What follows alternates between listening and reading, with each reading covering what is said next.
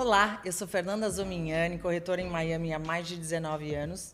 E se você chegou aqui no meu canal e gostou dos meus vídeos, do meu podcast Será que Pode? Ative o sininho, receba as notificações e saiba que todo vídeo aqui vai ser para sua informação e para sua educação no processo de compra de um imóvel em Miami ou até mesmo a sua mudança para cá.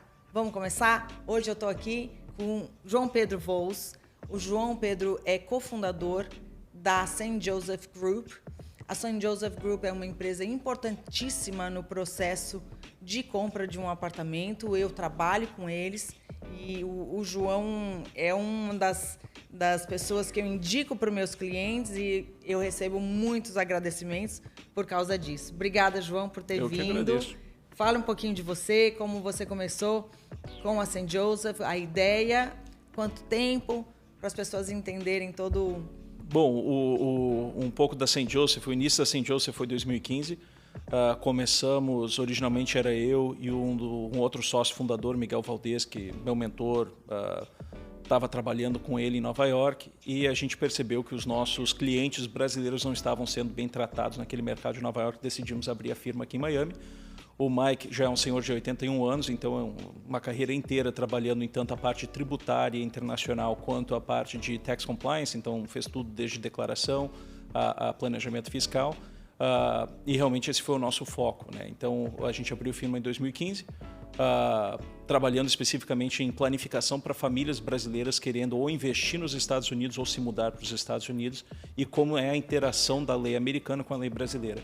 Esse era o nosso foco. Em 2016 adicionamos contadores. Em 2019 a gente conseguiu virar um full multifamily office, adicionando a parte de investment advising. Então também temos uma RIA aqui nos Estados Unidos e uma gestora no Uruguai. E também, em 2020, começamos a nossa Trust Company, então também atuamos como fiduciários e escrow agents internacionalmente. Mas o nosso foco, o nosso início foi precisamente nessa planificação para famílias que estão querendo investir aqui. E é por isso que o João está aqui hoje. O objetivo do podcast de hoje é ensinar você que quer comprar um apartamento aqui, como a gente facilita esse processo. Eu trabalho realmente de uma maneira onde eu dou a mão para o cliente e ajudo ele em todo o processo de compra. E a St. Joseph tem o mesmo foco, né, de ajudar em todo o processo de estruturação para essa compra ser a melhor estrutura para você. Você já deve ter ouvido falar em, poxa, será que eu abro uma empresa? Será que eu abro uma LLC, uma corporation, uma offshore? Muita gente já tem um pré-conhecimento do que é isso, que a pessoa provavelmente zero chances de comprar na pessoa física, né? Mas o brasileiro de lá pode falar assim, poxa, quem vai fazer isso para mim? Como eu vou fazer isso? E é por isso que o João está aqui, para mostrar que isso também já foi pensado e a gente tem uma estrutura para poder te entregar isso, que não existe uma receita de bolo, né, João? Sim. Cada caso é um caso. E é sobre isso que a gente vai falar, você vai entender um pouquinho mais e, num próximo passo, sentar com a St. Joseph e ver o que é melhor para você. Exato, não, e isso é algo muito importante que eu até comece dando esse aviso, né? Eu vou falar sobre regras, leis, tributos de uma forma geral, mas é sempre importante não só depender de um podcast ou de um vídeo, sentar com algum profissional, seja seu contador ou um advogado, para explorar exatamente como o que eu vou falar de uma forma geral pode afetar a sua vida específica. Então, exato. Escuta, espero conseguir informar uma boa parte, mas não dependa só disso. Exatamente. E eu mesma, né, quando eu sento com o cliente, ele quer muito que eu fale, que isso, eu não posso, por lei também, dar essas informações. Eu dou uma ideia geral, mas eu sempre recomendo que sentem com eles e falem, olha, essa é a minha estrutura, eu sou casado, eu sou separado, eu tenho in-law, eu tenho, né, cada um tem uma história de vida e para cada um tem uma solução. João, vamos começar da parte que mais se falou no ano passado, que foi aquela medida provisória 171, que tinha um nome... Vamos falar agora da lei 14754, que veio da medida provisória 171. Exato. E olha, falando muito por cima, o que essa lei realmente fez, muitas pessoas, quando estava tendo o processo, temiam isso e viam isso como o fim do diferimento e uma imposição tributária em cima do cidadão. E, de fato, realmente, a parte negativa tributária não foi tão grande, né? Eu acho que a coisa mais atacada pela lei foi a questão da privacidade, né? Tem requerimentos em empresas transparentes de informar a contabilidade, registrar a contabilidade e pagar impostos sobre lucros oferidos, mas a lei também vem com um segundo gume, um segundo lado, que acabou não sendo tão negativo, né? O tributo que antes era 27,5% por um dividendo vindo de uma empresa do exterior para um brasileiro, agora está 15%, então uma redução forte no quanto o imposto brasileiro tem que pagar. Claro, você perdeu o diferimento, mas você só vai ter que pagar no Brasil 15%. E muito mais importante para os nossos propósitos aqui, falando de real estate, falando de investimentos, é que ele permite que você leve crédito por impostos pagos no exterior. E também gastos que você tem na sua operação. Então, para as pessoas que antes operavam na ramo de real estate, no imóvel, no sistema imobiliário, ou alugando ou tendo ganho de capital, eles perdiam muito dessas despesas que são reais, né, que as pessoas têm realmente essas despesas, e perdiam crédito por os impostos pagos nos Estados Unidos. E hoje em dia não se perde mais isso. Ou seja, foi até um benefício porque te dá o crédito do imposto no Brasil. E não existe bitributação. Olha, eu como advogado tributarista nunca vou dizer que uma lei tributária é um benefício, né? O benefício para mim é não ter imposto. Como vendedora, posso... Mas realmente não foi a pior hipótese e existe algumas pessoas, né, as que estão operando real estate business, até tem algum benefício por isso. Exato. Porque acaba você pagando mais imposto aqui nos Estados Unidos do que o Brasil cobra e você poder acreditar isso elimina muitas vezes o que você... Muita gente entrou em pânico. Meus clientes falam, Fernanda, e agora que não sei o que lá, não vou comprar. E isso tudo foi desmistificado, né? Porque eu acho que está sendo muito mais duro para quem tem investimentos financeiros, tem rendimentos em bancos, que aí sim está pagando um imposto maior. Se você sente que você está pagando muito imposto e quer se beneficiar disso, basta comprar um imóvel, que você tem essa opção. Ela fez a opção do imobiliário mais atraente do que certos outros tipos de investimentos clássicos, com certeza, e a gente está vendo mais clientes interessados E o brasileiro sempre foi muito interessado no tijolo, né? Isso vem de uma cultura muito antiga, onde o brasileiro tende a querer ter tijolo, e mesmo aqui nos Estados Unidos quer ter o tijolo, mas você vê mais benefício para esse tipo de operação hoje do que antes, certamente.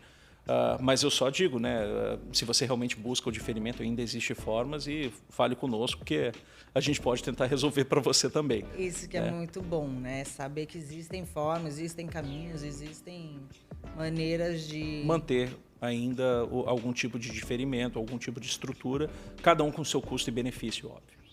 João, vamos começar falando um pouco também dos clientes que chegam aqui e como a gente monta essa estrutura.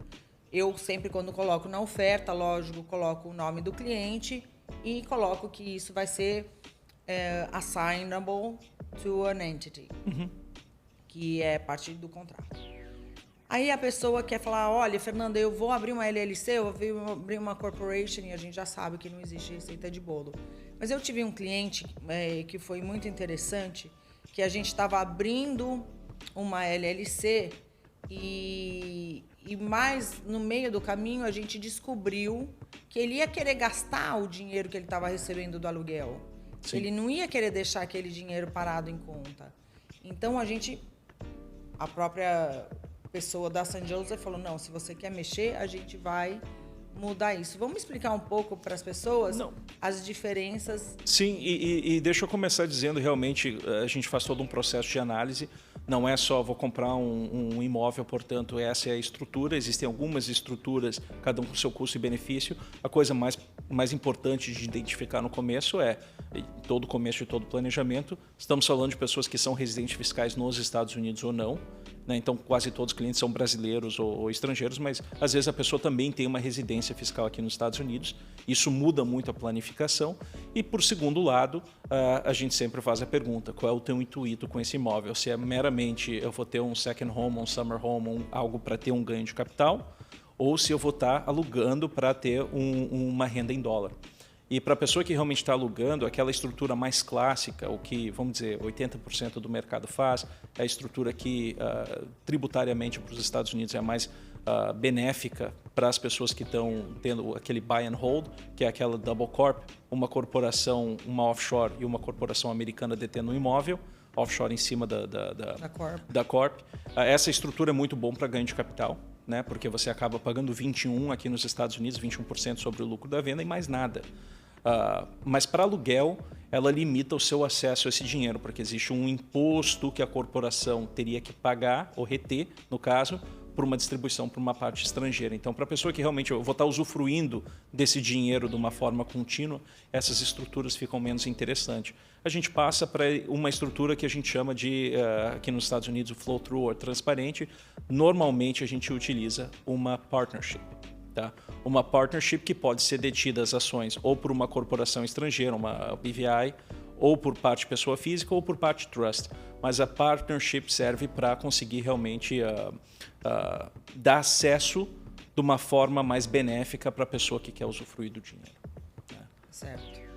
Então, a gente, além de saber da estrutura de vida da pessoa, a gente também quer saber do intuito de cada um.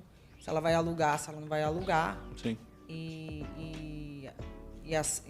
a função desse imóvel, né? Claro. Essa pessoa que faz o investimento com aluguel, ela não vai, ela pode abrir uma corp, mas ao momento que ela abriu essa corp, ela não pode tocar nesse dinheiro, ela só pode tocar nesse dinheiro quando ela vender o imóvel. Não é ou não pode. Você pode tocar no dinheiro se você tem dentro de uma corp.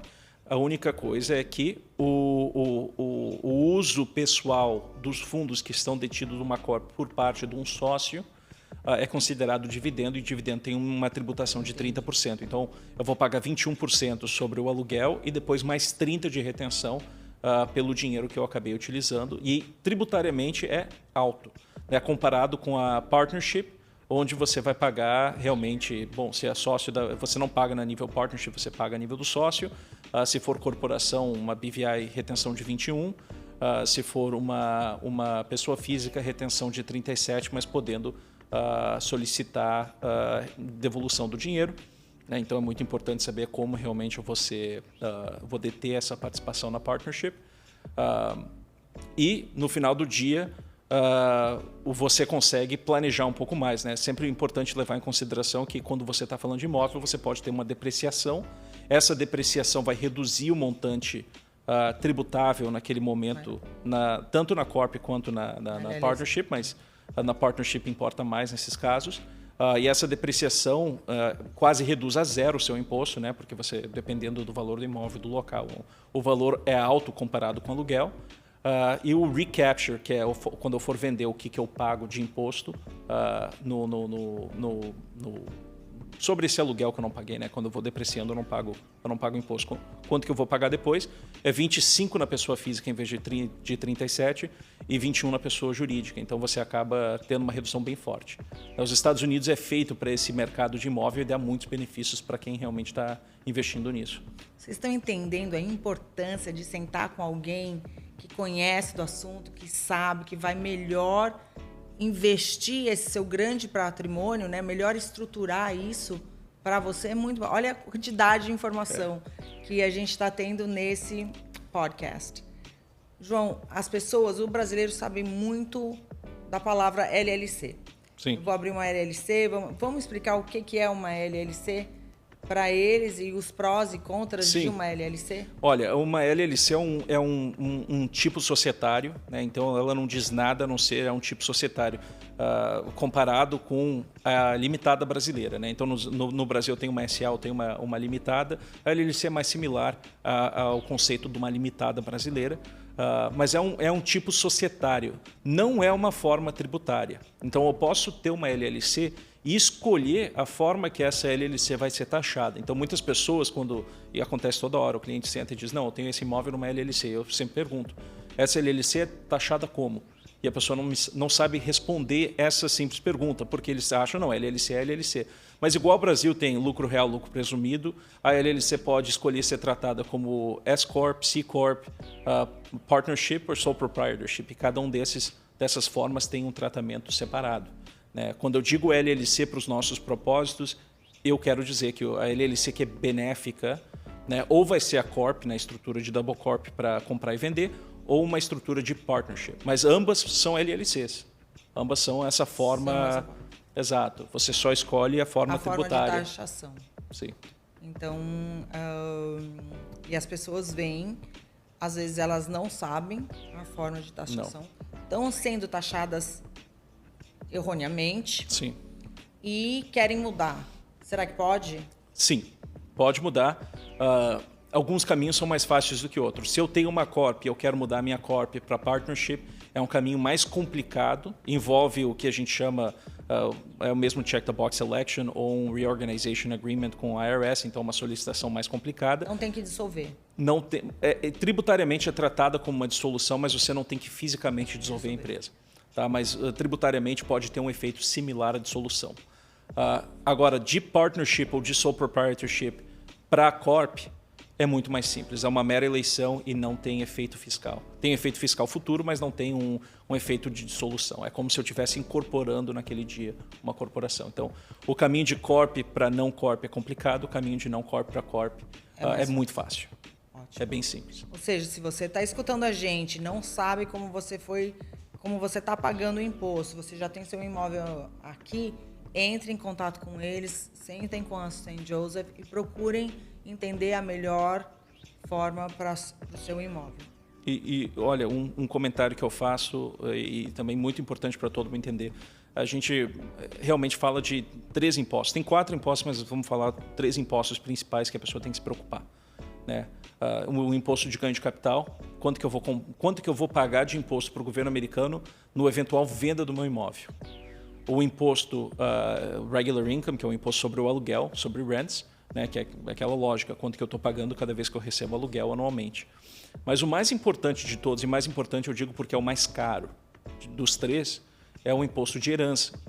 As pessoas não entendem muitas vezes que você tendo um ativo americano, mesmo como estrangeiro, você é sujeito de imposto de herança aqui nos Estados Unidos. Por esse imóvel. Os imóveis, por serem o que a gente chama de U.S. Situs Property, levam você a precisar, eventualmente, pagar um imposto de herança.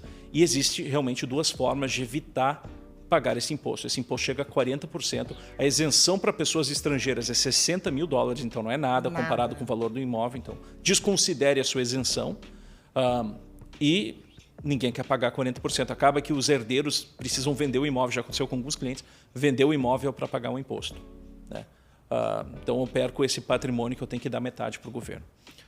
As 2 formas de evitar isso, que eu digo a parte mais importante da estrutura, que o resto você resolve depois, mas a parte mais importante é ou você ter um trust ou você ter uma empresa offshore. Offshore sendo empresa não americana. Você quer que esse evento de sucessão ou de transferência ocorra fora do território americano para que você não tenha esse imposto, a incidência desse imposto aqui. E só por não ter incidência do imposto já vale muito a pena, né? Já vale muito a pena. Já vale Exato. muito a pena. É uma economia muito grande, especialmente quando você está falando de 1 ou mais imóveis com alto valor. É uma economia muito grande você ter uma offshore, uma BVI, uma Neves. A gente usa muito jurisdição de Neves, que hoje tem virado a melhor jurisdição no Caribe, ou um trust que resolva essa situação. E depois tem os benefícios de não ter detenção de FIRPTA. A FIRPTA se resolve de outra forma. Para quem não sabe, FIRPTA não é um imposto, é uma retenção que o governo faz quando um estrangeiro vende um imóvel para garantir que o imposto será pago. Tá? Ela é 15% do valor bruto da venda. Então as pessoas se espantam. Pô, vendi um imóvel por $1 milhão, o meu lucro foi 100 mil talvez. Não foi quase nada meu lucro. Mas eu estou pagando $150 mil retido com a IRS. E antigamente a minha posição sempre era: FIRPTA não é imposto, você pode evitar a FIRPTA solicitando o que a gente chama de um withholding certificate, né? Então você manda no momento do closing, eu cogitei vender o imóvel, tem um contrato assinado. Com esse contrato e com algumas outras evidências, a gente consegue mandar uma petição para o IRS ignorar o FIRPTA. O IRS manda uma carta dizendo não precisa recolher ou você só recolhe X, que é o imposto realmente devido na venda. esses withholding certificates precisam, por lei, chegar dentro de 90 dias. A realidade é, muitas vezes não estão chegando dentro de 90 dias. Tá? Primeiro fato. Segundo fato é, mesmo se eu tenho que mandar o dinheiro como withholding agent para o governo americano, esses 150 mil, antigamente as pessoas podiam receber o retorno desse dinheiro de uma forma rápida. Agora está demorando muito mais. Então, a estratégia principal, o que eu diria 5 anos atrás, que era, não, a gente resolve FIRPTA com withholding certificate, a gente resolve FIRPTA com fazendo solicitações para o IRS, não tem que fazer uma estrutura para evitar FIRPTA, isso a gente resolve no final. Hoje eu estou dizendo, não, vamos fazer uma estrutura que ajude a evitar FIRPTA. As duas estruturas, e lembrando, qual é a lógica? A FIRPTA se aplica quando um estrangeiro vende o imóvel. Então, se eu tenho uma corporação americana, então ou uma LLC taxada como corp, ou uma C Corporation, que é dono do imóvel, não vai existir FIRPTA. Segunda situação, o governo americano falou, não pode haver duas formas de retenção sobre a mesma renda. Se eu tenho uma partnership que já demanda uma retenção sobre o lucro distribuído para o sócio estrangeiro, não haverá a retenção por FIRPTA, porque não se pode aplicar duas retenções sobre o mesmo valor. Então, uma dessas duas estruturas resolve FIRPTA, não tem que se preocupar. A minha sugestão é sempre entre numa dessas duas. Ou seja, se você tem seu imóvel embaixo de uma offshore, só sem LLC, você está sujeito a FIRPTA. Ou mesmo se você tinha uma estrutura muito antiga, que eu não estou usando tanto mais, mas usava antes, que era a offshore com check the box para ficar tudo transparente na pessoa física, hoje está ficando menos viável porque tem FIRPTA. Está demorando 1 ano e meio, né? Olha, durante a época de Covid, o IRS estava muito demorado, especialmente com valores mais altos, em parte porque, para o dinheiro, o governo é governo. Falta dinheiro para o governo federal americano, então eles estão lutando para não devolver, porque estão usando. Em segundo lugar, faltava gente, pessoas trabalhando de casa. O IRS já melhorou muito desde a época de Covid, mas ainda não está 100% de volta. Então, a gente está vendo alguns meses e quase 1 ano ou 1 ano e meio, em certos casos, para ver a devolução, né? Especialmente em valores maiores.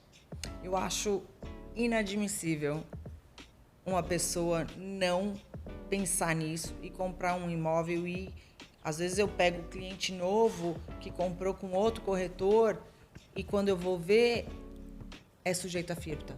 Porque ele não está no corporation. E eu fico, como assim? Não te avisaram que agora você vai ficar com isso retido por um bom tempo? Acho por um bom tempo. Um absurdo mesmo. Acho e a pessoa precisando de dinheiro no Brasil e não conseguindo acessar, a gente já teve alguns clientes nessa situação. Não é confortável. Vamos lá. Outra grande vantagem da gente estar fazendo uma estrutura que seja benéfica para o cliente, então o imposto de hereditariedade, o FIRPTA e... Imposto de renda. Imposto de renda. Imposto de renda. Imposto de renda. Não, a corporação você vai estar pagando 21%, como eu disse. Se for um US Corp ou um Foreign Corp, então mesmo se eu tenho aquela partnership, 90% das ações dentro de uma BVI ou de uma Neves, a retenção que acontece é 21%. Isso é uma das melhores hipóteses aqui nos Estados Unidos. Podendo também depreciar. Aqui tudo é lucro real, então a pessoa não está tão acostumada que o brasileiro tende a pagar sobre renda bruta, né, sobre faturamento. Aqui é tudo lucro real, então você está levando todas as deduções possíveis contra esse imposto de renda. Reduz muito. E existe algum aspecto negativo? A gente sabe que tem os vários positivos. Existe algum aspecto negativo quando a gente abre as empresas? Olha, eu sempre considero, e até vou falar sobre o ruim, eu sempre levo em consideração, cada vez que a gente faz o planejamento, no que é o custo e benefício da estrutura. E dentro do conceito de custo eu levo não só o literal custo de eu ter duas empresas abertas, o custo de compliance, né? Eu vou ter que pagar para um contador fazer declaração de imposto de renda e contabilidade. Então, se eu consigo minimizar o número de declarações que eu tenho que fazer para o governo, eu acabo tendo algo muito mais barato de manter do que eu ter várias declarações. Tá? Então, isso é uma coisa. Eu tenho que declarar. Segundo, agora, o conceito da privacidade, né? Então, a gente falava muito com o cliente que se importa com privacidade, desapareceu. Os Estados Unidos, no final do último ano, entrou em efeito, a lei vem de 2 anos atrás, mas entrou em efeito agora no começo desse ano, o Corporate Transparency Act. Isso quer dizer o quê? Cada vez que eu abro uma empresa americana, cujas ações são detidas 20% ou mais por pessoas, não precisam ser pessoas estrangeiras qualquer, isso aplica para todos os americanos. Eu tenho que fazer uma ficha com a FinCEN, que é a Polícia Federal Financeira Americana, e registrar com passaporte escaneado quem são os sócios dessa empresa. Tá? Aí então eu estou já registrando essa informação, tem um custo desse registro. Cada vez que a sociedade muda, eu tenho que atualizar. mandar o meu passaporte. Cada vez que o meu passaporte expira, eu tenho que mandar o passaporte novo. Então você tem que sempre ficar ciente de eu estou atualizado na minha ficha. E o que matou a privacidade nisso é que enquanto essa informação não é automaticamente intercambiada para o Brasil, a FinCEN já deixou claro que na normativa deles, países aliados como o Brasil, que é aliado dos Estados Unidos, poderá solicitar informações perante investigação. Né? Então, se você não tem esse ativo declarado da forma correta no Brasil, é perigoso você deter ele diretamente numa corporação ou diretamente numa LLC, porque se o Brasil for investigar, eles vão conseguir de alguma forma essa informação do governo americano. A FinCEN não é o IRS não compartilha, a FinCEN compartilha. Né? E a solução para isso seria um trust? Sim. Então, para o lado americano, né? Depois tem todo o lado brasileiro do trust, que daí tem uma complexidade maior que a gente pode falar em como estruturar, mas para o lado americano, isento dessa lei. Então, vamos dizer, a Corporate Transparency Act, ela aplica especificamente para empresas que são registradas no Departamento de Estado. O trust não é. Então, trusts não são sujeitos a esse registro e nem empresas que são detidas em trusts irrevogáveis. Tá? Então, se eu tenho um trust irrevogável que detém a minha empresa, que detém um imóvel, essa estrutura não é sujeita a intercâmbio. Ótimo. Gente, eu sei que é um monte de informação. A gente vai colocar aqui no vídeo um diagrama para vocês entenderem tudo isso que o João está falando. Eu sei que a gente coloca muito WhatsApp no 1 e-mail, no 2, mas informações como essa a gente tinha que colocar no 0.5, né? Para ir bem devagarzinho e você entender o que ele está falando, porque é muita coisa importante, é muito, muito importante mesmo. Com o diagrama vocês vão entender melhor o que é a Corp, o que é a Double Partnership, o que é o Trust e tudo mais. E importante dizer, não é uma expectativa que todo mundo saia entendendo. São conceitos que demoraram bem mais de uma década para mim aprender e muito trabalho depois de década de estudo para saber esses conceitos. Eu não imagino que num podcast uma hora a pessoa vai sair expert nisso. Entre em contato que a gente fica feliz em dar essas explicações. E esse ramo, João, ele é muito dinâmico. A gente pode estar falando disso hoje, daqui 3 meses não é mais isso ou não?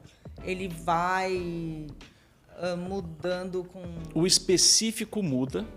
Eu acho que é muito similar ao Brasil nesse conceito. As coisas específicas, as regulações do IRS, existem várias mudanças. A legislação em si é difícil mudar. Então, até 2017, que foi a reforma tributária do Trump, não havia uma reforma tributária americana substancial desde 88. Então, foram um bom tempo, quase 30 anos, sem muita mudança. Mas isso sendo dito, a Receita Americana, o IRS, ela interpreta a lei da forma que ela quer, com novas regulações. Então, a lei americana é dinâmica dessa forma. Então, o que eu estou dizendo são coisas válidas e provavelmente serão válidas por um bom tempo, mas o específico de como se faz cada coisa pode ter uma mudança pequena ano por ano. Perfeito. Agora, minha pergunta, qual é a maior dúvida que você recebe do brasileiro que senta com você e vem comprar aqui em Miami imóvel? Olha, tem que ser mercado financeiro. É difícil. Não, a gente faz muito imóvel. Como eu falei, o brasileiro é apaixonado com tijolo, né? Ele gosta de estar investido em tijolo. E com boa razão, né? São bons investimentos, especialmente o mercado americano. Quem comprou em Miami... Olha que eu tive um cliente que conseguiu comprar em 2008 metade de Miami Beach e conseguiu vender um valor que você não imagina, né? Quando teve aquela subida. Ainda mais 2008, né? Quem consegue. Quem viveu isso, são momentos únicos. Por isso que é bom ter um bom profissional te avisando quando são esses momentos únicos. Era um momento esplêndido, porque o real também estava muito forte. O real estava bom, o mercado americano a última vez que caiu Miami, né? Porque o Miami, o valor sempre subia. 2008 foi aquela queda, e quem conseguiu pegar naquele baixo... O brasileiro realmente salvou Sunny Isles. Sim. Salvou Sunny Isles, foi ressuscitada pelos brasileiros. É verdade, até hoje lá tem Até lá, brasileiro e russo. Não, mas perguntas comuns, eu até diria, tudo que eu falei aqui são perguntas comuns, né? Como funciona o imposto, se aplica para mim ou não, residente fiscal, não residente fiscal. Eu acho que o maior erro, que eu vou dizer erro de conceito que as pessoas têm, é o conceito de eu preciso declarar isso ou não. E muitas pessoas têm um mau conceito no Brasil que eu declaro o americano nos Estados Unidos e o brasileiro no Brasil. Quando, de fato, se você é residente fiscal brasileiro, você tem que declarar o mundial. Então, eu tenho que declarar o americano no Brasil. E se eu sou residente fiscal nos Estados Unidos, eu tenho que declarar o brasileiro aqui. Então, esse eu acho que é o mau conceito mais frequente, mais comum das pessoas que passam pelo escritório. E declarar não quer dizer pagar. Não no Brasil. Não no Brasil. No Brasil, você tem declaração de patrimônios e bens, então eu preciso listar que o dinheiro foi para fora e que eu tenho as ações dessa empresa ou essa estrutura. Você não necessariamente vai pagar imposto sobre isso naquele momento. E como você mostrou que pagou aqui, lá vai ficar Sim, agora baixo a nova lei. regra, o novo paradigma brasileiro. Sim, você vai poder acreditar no teu IR os impostos pagos aqui nos Estados Unidos. Sim. Falando agora, eu não imaginava que seria essa a pergunta, mas agora que você falou, sim, eu vejo sempre o meu cliente com muita aflição em relação ao imposto de renda do Brasil. Sim. Né? Já vem com um trauma do é que imposto de renda. o Brasil, o governo brasileiro solicita tanta informação, muito mais do que qualquer outro país que a gente trabalha. A declaração de patrimônios e bens no Brasil é tão profunda que eu até entendo a pessoa temer colocar tudo que tem e informar isso para um órgão do governo. Isso nos Estados Unidos é inconcebível. Aqui, comparativamente, o cliente, quando ele vem finalmente para os Estados Unidos, se muda aqui, a coisa que mais surpreende é, mas eu não tenho que declarar que eu tenho carro, eu não tenho que declarar conta bancária, eu não tenho... Eu digo, não, é imposto de renda. Você declara se ganhou dinheiro. Se não ganhou dinheiro, não tem teu imóvel no IR. É impressionante mesmo isso para o brasileiro. É verdade. E, João, e vocês não fazem só isso, né? Você quer falar um pouco mais sobre tudo o que engloba St. Joseph? Todo esse 360 que vocês fazem para o cliente que é parte da St. Joseph? Olha, eu não sei se eu diria que é um 360 completo. A gente atua muito bem nas nossas áreas, mas tem áreas que a gente não faz. Nossas áreas, como a gente falou, planificação internacional, tributária e estruturação, é uma área onde eu comecei, eu sou advogado americano. A gente faz suporte contábil para essas estruturas. Tudo que é gestão de patrimônio, então gestão de valores através da nossa RIA e através da gestora patrimonial. Então, eu quero abrir uma conta em Pershing, eu quero saber como o mercado americano vai fluir. A gente tem estratégias muito boas utilizando index e options para conseguir um retorno muito bom. Então, vocês também têm essa parte de aplicação? A gente faz essa parte, eu pessoalmente não, mas a gente tem uma parte de Wealth Management e uma equipe de Wealth Management tanto no Uruguai quanto nos Estados Unidos que trabalham com esse tipo de cliente e conseguem resolver muito nisso. E eu acho que hoje a joia principal da nossa firma, o que a gente está fazendo mais é que a gente tem a nossa própria licença de Trust Company em South Dakota, então a gente é fiduciário registrado pela divisão de bancos, somos auditados, tanto que estamos passando uma auditoria esse ano da divisão de bancos.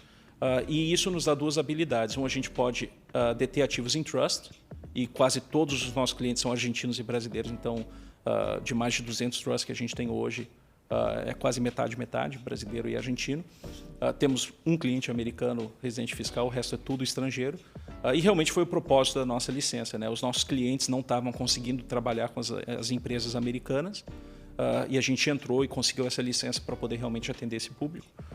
E a segunda coisa que essa licença permite é que a gente é money transfers. Então, a gente tem uma licença, uma sublicença de conseguir receber pagamentos em nome de clientes e efetuar pagamentos internacionais. Então, a gente mantém desde transações específicas, compra do imóvel, compra de uma empresa, venda de commodities, coisas pontuais, receber o dinheiro aqui nos Estados Unidos em conta e pagar quem precisar pagar. Que ótimo. E também a gente consegue manter essas contas abertas, o que a gente chama de rolling basis, né? Um rolling escrow, que é, hoje eu tenho uma BVI que tem um imóvel em Sunny Isles, é o meu summer home, mas eu não tenho como abrir uma conta no banco, no Bank of America, eles não querem abrir conta de estrangeiro. A gente pode manter essa conta aberta para você conseguir fechar câmbio e enviar dinheiro, e a gente ajuda você a fazer os pagamentos de IPTU ou pagamentos de conta que você precisa. Então, hoje a gente tem uma equipe dedicada a fazer toda essa intermediação em receber e efetuar pagamentos. Inclusive, receber o aluguel dessa pessoa? Podemos. E vocês também têm escrow, né? Isso é o escrow. Esse é o escrow. É a mesma licença, a gente faz o escrow também, tanto de compra e venda, quanto depois que a pessoa comprou, eu preciso receber o meu rendimento, eu preciso efetuar pagamentos. A gente pode ajudar nisso então, também. Então, são contas escrows que vocês mantêm lá. Isso é muito difícil. Eu lembro que antes até os advogados de real estate tinham essas contas escrow. Hoje em dia... Não, o advogado pode fazer tradicionalmente, o real estate agent pode fazer tradicionalmente. A gente é licenciado para fazer isso também. A gente não é limitado só ao real estate, então a gente faz em real estate em alguns casos, mas muitos casos a gente está fazendo para compra de empresas e ativos internacionais, e esses casos que a pessoa realmente não quer receber no Brasil, ou eu tenho uma empresa operativa, né, eu estou vendendo para a Europa e eu quero receber nos Estados Unidos para manter o dinheiro dolarizado. E a gente pode receber tanto em dólar quanto em euro nesses casos. Que ótimo. E tem mais uma licença novíssima, então a gente acabou de fazer um merger e adquirimos uma empresa de tokenização, então hoje a gente é tokenizador de ativos, também é uma licença em Bahamas. O que isso quer dizer? Hoje, para a pessoa que quer deter o seu ativo em criptomoeda, alternativa a ter uma offshore ou ter uma LLC, a gente pode ter isso em criptomoeda. Então, a gente pode emitir a criptomoeda. O tipo de criptomoeda que a gente emite não é igual uma Bitcoin, que não tem nada por trás, a não ser especulação. Essa criptomoeda tem o seu ativo dentro dela. Então, você manda o dinheiro para uma empresa chamada Buybank, que a gente adquiriu, você manda o dinheiro para o Buybank vai investir o dinheiro ou em imóveis ou em aplicação financeira, o que você quiser realmente, e você vai ter essa criptomoeda contra esse ativo. Em qualquer lugar do mundo. Essa criptomoeda está com você e ela é 100% líquida. Então, coisas que antes eram ilíquidas, agora viraram líquida com essa criptomoeda. Então, se eu quero vender metade do meu imóvel ou meu império de aluguel nos Estados Unidos para um amigo ou para um irmão, ele pode comprar metade das tuas criptomoedas que estão representadas por isso e receber o valor. Nossa. É uma coisa complicada. Olha, é o futuro. É o futuro. As offshores estão desaparecendo, as BVIs estão desaparecendo, o NEB está desaparecendo. Tudo isso está virando estruturas do passado, com muita regulação de governo. Fundos estão começando a desaparecer tanto, porque é muita regulação internacional em cima disso. O mundo da criptomoeda é a nova forma de você conseguir deter os ativos de uma forma eficiente tributariamente e privada. Então, é algo que está se escutando, está se ouvindo pouco hoje, mas você vai ouvir muito disso no futuro. Nossa, essa é a primeira vez que eu escuto ele falando que eles fazem isso. O merger aconteceu 2 semanas atrás. 2 semanas atrás. Então é muito novo. Não, e aí eu falei, nossa, isso abre um mundo. Abre um mundo. Um mundo de possibilidades. Agora estou até... Estamos até, olha, sentando com developers, pessoas que estão, olha, eu quero achar um grupo de investidores brasileiros que vão aportar X para esse empreendimento. E talvez um development vai demorar 2, 3 anos para completar. Isso vai oferecer o quê? Para o developer a certeza que ele só está olhando um investidor, que é o próprio Buybank, e para a pessoa que detém a criptomoeda, a habilidade de ter uma liquidez em cima do ativo que ainda não está completo. Que antes eu estou investindo, mas como é que eu vou vender? Eu não vou mudar o meu nome no título do imóvel. E o valor do ativo, quem decide? Avaliação oficial, né? Depende do ativo, né? Quando é ativo financeiro é muito fácil. É ativo por ativo, mas quando é coisa imobiliária tem que ter um appraiser fazendo atualização do NAV e tudo. Entendi. E aí vocês fazem também o closing com a cripto?